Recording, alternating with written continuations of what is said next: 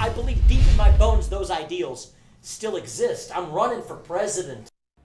GOP presidential hopeful Vivek Ramaswamy is stumping in Greenville and believes he can push aside former President Donald Trump to become the Republican Party's presidential nominee.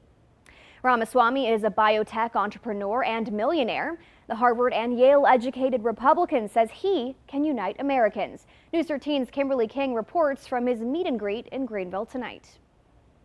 Vivek Ramaswamy came to Greenville to shake hands and get his name out. He says he's confident he can beat the presumptive Republican nominee, former President Donald Trump, coming here to Greenville to lay out his platform. Moments after he spoke to about 100 people inside a supporter's home, Vivek Ramaswamy sat with us to answer a few questions. Former President Donald Trump is the presumptive Republican nominee. What makes you think that you could usurp that position? It's about as clear as it was that Jeb Bush was the presumptive nominee about 8 years ago. Ramaswamy is confident and unfazed despite potentially squaring off amongst a sea of political heavyweights. I'm about where Donald Trump was, a little bit ahead actually, when he came down the escalator in June of 2015. Surrounded by like-minded Republican conservatives, he said he'll be a candidate of substance, using Trump's America First moniker to sway supporters. And I think they're hungry for who's actually going to take that agenda further than Trump did in his first term.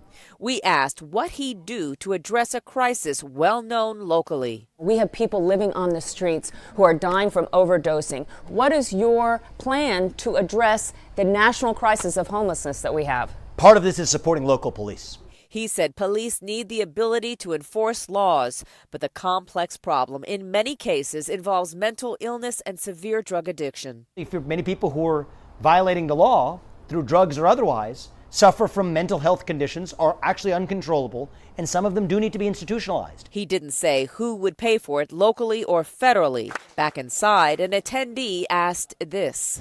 Was President Biden elected or selected? Oh, I think he was appointed. I think he's being reappointed. He said his opinion is Biden is propped up as a, quote, symbol for the managerial class he considers D.C. operators. We never relied on the USSR for the shoes on our feet or the phones in our pockets. He also criticized the policy of economic dependency on communist China and brought up the pandemic. Hold China accountable for unleashing hell on the world with the COVID-19 pandemic. Ramaswamy is getting attention. He regularly appears on national news cable shows from CNN to Fox News to CNBC.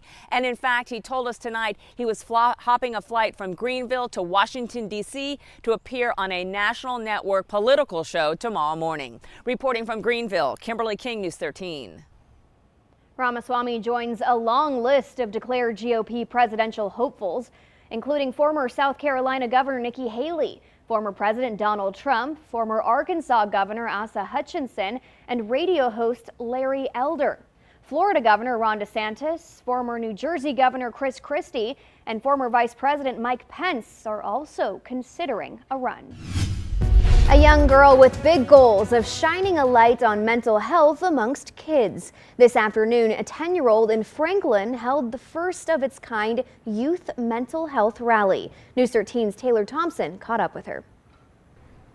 Gracie Parker, a fourth grader who's been through a lot in just 10 short years, says she's speaking out for the other kids who feel like they don't have a voice. Her message is simple. Elementary schools need trauma counselors. What do we want? Trauma counselors! In just 10 short years, Gracie Parker has experienced her own fair share of trauma. When she was just a baby, she lost her mom due to drugs, and her dad has been in and out of jail her entire life. For a long time, Gracie felt helpless. Now I realize that I'm not alone, and that's what inspires me. And talking with my friends, who I realize they also have problems. This is the first annual Youth Mental Health Rally here in Franklin. That's when Gracie knew she needed to speak out about the mental health issues kids deal with. Mental health is just as important in physical health. They go hand in hand. You know, sometimes the word is spread to my school, like what I'm doing, and they're like, thank you for speaking out for me.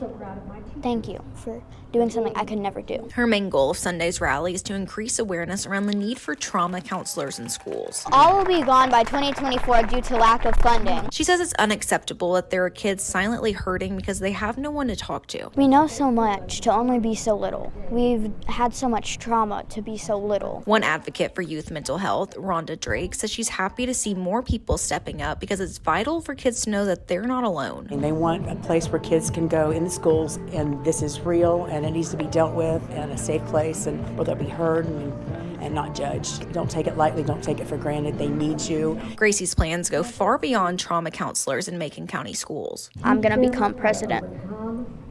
You're gonna see some change in this world once I'm 36. She has immediate changes she plans to make as soon as she takes office. Youth risk behavior survey, as well as trauma counselors will be funded for all schools. And teachers will have more mental health training. And Gracie says she plans to continue being a voice for the voiceless. And while this may have been the town's first youth mental health rally, she says it definitely won't be the last.